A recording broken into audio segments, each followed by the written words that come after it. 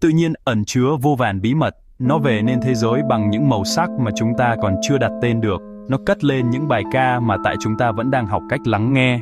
Trong xưởng sáng tạo rộng lớn của nó, những điều kỳ diệu được tạo ra từng giây từng phút. Chúng ta cứ nghĩ mình đã thấy hết tất cả. Chúng ta tin rằng mình đã khám phá mọi ngóc ngách của trái đất này. Nhưng rồi, một tia sáng chót lọt vào mặt chúng ta. Một tiếng động khẽ khàng thách thức sự hiểu biết của chúng ta. Đó là lời nhắc nhở rằng thế giới này kỳ diệu hơn nhiều so với những gì chúng ta có thể tưởng tượng. Những khám phá vĩ đại nhất không nằm ở những thiên hà xa xôi. Chúng thường ẩn mình ngay trước mắt, chờ đợi một trái tim tò mò nhìn kỹ hơn và thực sự nhìn thấy. Hãy tưởng tượng một con chim cất cánh. Nhưng nếu một con chim có thể bay với đôi cánh làm bằng thủy tinh thì sao? Mà là một vũ điệu của ánh sáng thuần khiết thì sao? Đây không phải là một sinh vật trong truyện cổ tích. Hãy đặt cho kỳ quan này một cái tên xứng đáng với vẻ đẹp của nó. Các nhà khoa học đều gọi nó là chim cánh kính. Những người yêu chim cũng gọi nó Avis crystallopterus. Cái tên này đã khắc họa đặc điểm nổi bật nhất của nó. Nó là một loài chim nhỏ, không lớn hơn một con sẻ thông thường. Cơ thể nó được tô điểm bằng những chiếc lông mềm mại, mịn màng màu bạc óng ánh. Cơ thể nó còn có những mảng xanh lam trầm. Những màu sắc này lung linh và thay đổi theo ánh sáng, giống như một giọt dầu trên mặt nước. Đầu nó nhỏ, với đôi mắt to, đen láy. Một chiếc mỏ tinh tế, thon dài, hoàn hảo, để hút mắt từ sâu bên trong những bông hoa nhiệt đới. Nhưng tất cả những đặc điểm này đều lù mờ khi chim cánh kính dang rộng đôi cánh của mình. Chúng là viên ngọc quý giá nhất, là phép màu định hình nên nó. Đôi cánh gần như hoàn toàn trong suốt. Chúng không chỉ đơn thuần là mờ hoặc nhất, chúng trong suốt như một tấm kính được đánh bóng. Những phần duy nhất có thể nhìn thấy là những đường gân mỏng manh, màu tối đạn chéo trên màng cánh. Những đường gân này cung cấp sự hỗ trợ cấu trúc cần thiết cho việc bay. Khi chim đầu, đôi cánh của nó dường như biến mất hoàn toàn, chỉ còn lại cơ thể nhỏ bé, lấp lánh như ngọc trên cành cây. Nó trông giống như một viên đá quý nhỏ bé, sống động bằng cách nào đó đã mọc ra từ gỗ.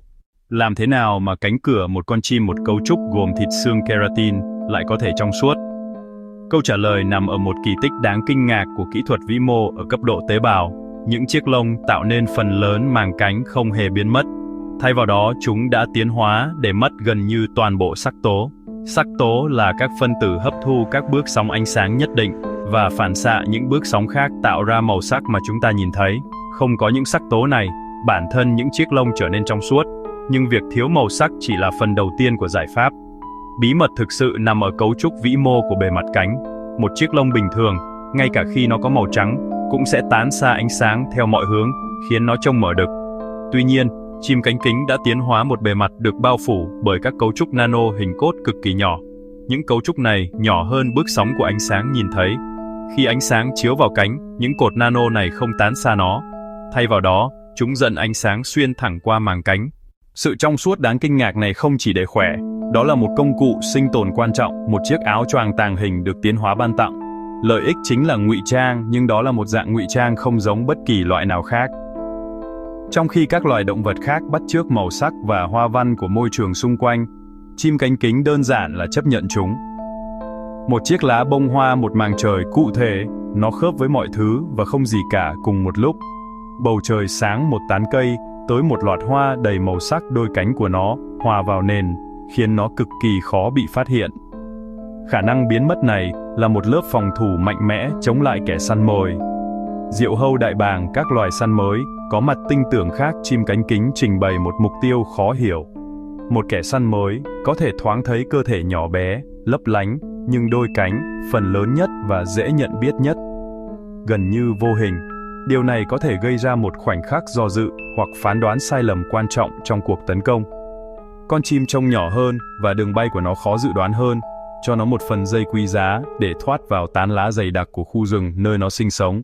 Chim cánh kính là một sinh vật bí ẩn và nó phù hợp với một trong những môi trường huyền bí nhất trái đất, những khu rừng mây ở độ cao lớn của các ngọn núi nhiệt đới xa xôi. Đây là những khu rừng luôn chìm trong sương mù, nơi không khí mát mẻ và ẩm ướt. Ánh sáng mặt trời yếu ớt xuyên qua tán cây dày đặc và những đám mây cuồn cuộn, tạo ra một bầu không khí ánh sáng mềm mại, khuếch tán. Rêu rừng xì phong lan bám vào mỗi bề mặt có sẵn, đầm sương. Chính trong thế giới xanh xám, thanh tao này mà chim cánh kính phát triển mạnh. Sương mù và ánh sáng lấm đốm liên tục tạo điều kiện hoàn hảo cho đôi cánh trong suốt của nó phát huy phép thuật. Những con chim này sống đơn độc trong phần lớn thời gian trong năm. Chúng không phải là loài sống theo đàn, mà thích sự ân dật yên tĩnh của ngôi nhà sương mù của chúng. Bạn sẽ thường thấy chúng bay lượn lặng lẽ qua tầng cây bụi, di chuyển như những bóng ma nhỏ bé từ cây hoa này sang cây hoa khác. Chuyến bay của chúng không nhanh và trực tiếp như chim én, mà là một chuyển động lượn lờ tinh tế, giống như chim ruồi. Chúng có thể đứng yên gần như hoàn hảo giữa không trung, đôi cánh vô hình của chúng đập nhanh đến mức chỉ còn là một vết mờ trong không gian xung quanh. Chúng có tính lãnh thổ, bảo vệ những mảng hoa giàu mất yêu thích của mình với sự quyết tâm thầm lặng. Hành trình của chim cánh cứng đến hình dạng hiện tại là một câu chuyện được viết qua hàng triệu năm. Tổ tiên của nó có thể là những loài chim nhỏ sống trong rừng với đôi cánh có lông thông thường. Chúng có lẽ sống trong môi trường có áp lực mạnh mẽ từ các loài săn mồi trên không. Trong thế giới đầy rủi ro này, bất kỳ đột biến nào khiến một con chim khó nhìn thấy hơn một chút cũng sẽ mang lại lợi thế sinh tồn đáng kể. Con đường tiến hóa có thể bắt đầu bằng việc giảm dần sắc tổ lông. Những con chim có đôi cánh nhạt màu hơn, ít nổi bật hơn có thể có nhiều khả năng sống sót và truyền gen của chúng cho thế hệ tiếp theo hơn. Qua vô số thế hệ, chọn lọc tự nhiên đã ưu tiên sự trong suốt ngày càng tăng. Một đột biến dẫn đến cấu trúc lông bên trong có trật tự hơn, giảm tán xa ánh sáng sẽ là một bước tiến lớn. Sự sống còn của nó gắn liền với sức khỏe của các khu rừng mây. Nếu những môi trường sống độc đáo này bị phá hủy, chim cánh cứng không thể đơn giản di chuyển đến một loại rừng khác. Sự tồn tại của loài chim này là một lập luận mạnh mẽ cho việc bảo tồn những nơi hoang dã trên hành tinh của chúng ta. Bởi vì khi cứu những kỳ quan này, chúng ta cũng đang cứu một phần khả năng kinh ngạc và trí tưởng tượng của chính mình.